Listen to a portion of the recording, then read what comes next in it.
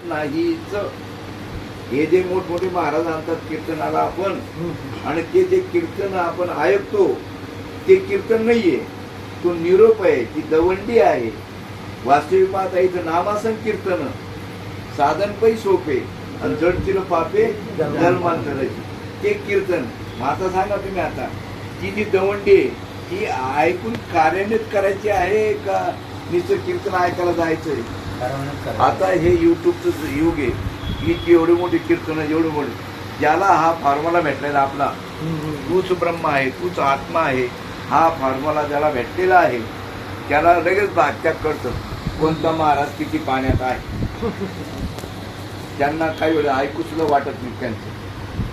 हा, आणि हे जे कारखाने काढले ना, उदरनिर्वाहाचा विषय झाला हा. आणि जर बाबा साधू संत ऐशी कळवळ्याची जाती करतील लाभावी न प्रीती. अनुभवी यार माझ्या ना, हे जे शास्त्र आहे ना, शेवटची शास्त्र प्रचिती बर का.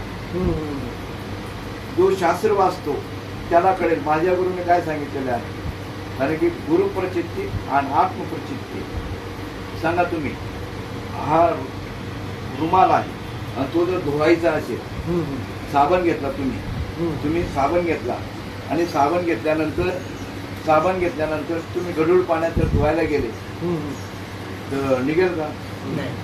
मग आता तिथं सांगतात त्यांनी, नाही निर्मळ जीवन तिथे काय मग सद्गुरू अगोदर अंतःकरण स्वच्छ करायला पाहिजे.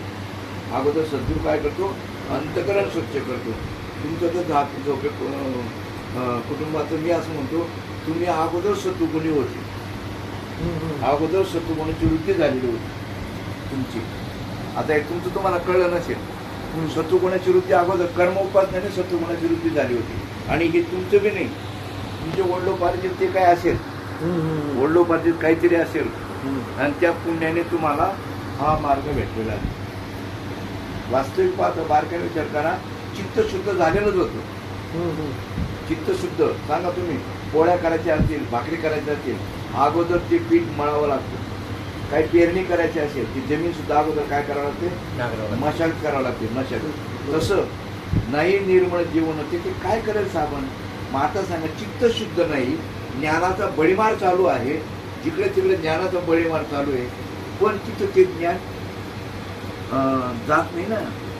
कारण तिथं तो बंद मोकळा झाला नाही ना, म्हणजे चित्त शुद्ध झालं नाही ना. म्हणून अगोदर चित्त शुद्ध महत्वाचं. आपल्या संप्रदायामध्ये अगोदर चित्त शुद्ध फार महत्वाचं आहे. कारण चित्त शुद्ध झाल्यानंतर तुम्ही जमिनीची मशागत केली ना, चप्पल काढून जर तुम्ही चालले ना तर तिथं असं मऊ लागतं. बरोबर, मऊ. आणि जिथं मऊ झालेलं तिथं रामकृष्णाचा ठसा उमटतो. रामकृष्ण पैठा कैसा होय, ठसा का उमटणार नाही? कारण तिथं चित्त शुद्ध झालेलं आहे. आणि सद्गुरू जे जे सांगतो ते लक्षात राहतो, आणि हे बाकीच्या तर वाहून जातं.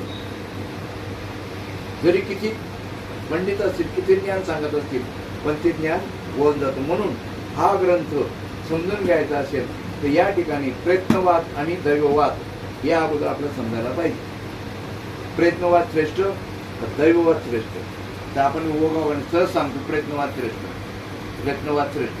पण भगवंताने सांगितलं, प्रयत्नवाद करताना जरी श्रेष्ठ असेल, पण जर अंगीकार करून प्रयत्न करत असेल ते सुद्धा दुःखालाच कारण आहे. आता प्रयत्न तुम्ही आपण प्रपंचामध्ये करत नाही का? करतो. मग प्रयत्न करून सुद्धा दुःख का होतं आपल्याला? पण आपण अंगीकार करून केला.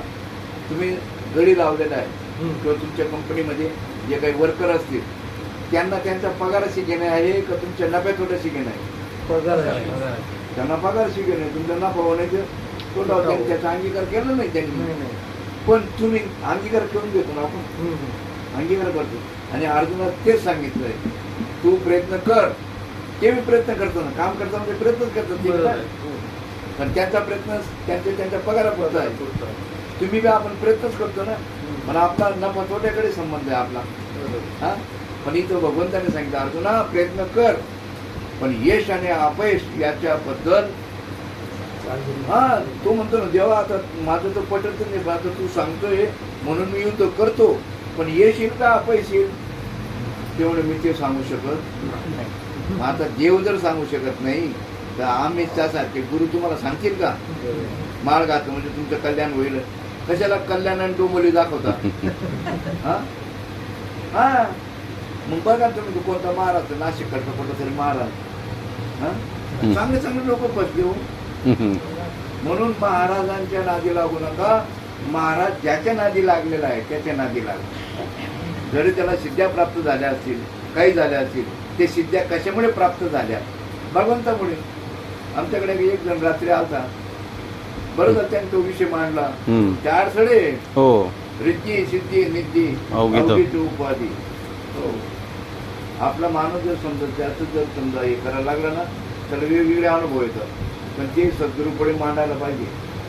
पूर्वी सुनबाई आले का ते असं ताट दाखवायचे सासूला, मग ती 4 मिरच्या काढून घ्यायची, थोडं मीठ बाजूला करायची.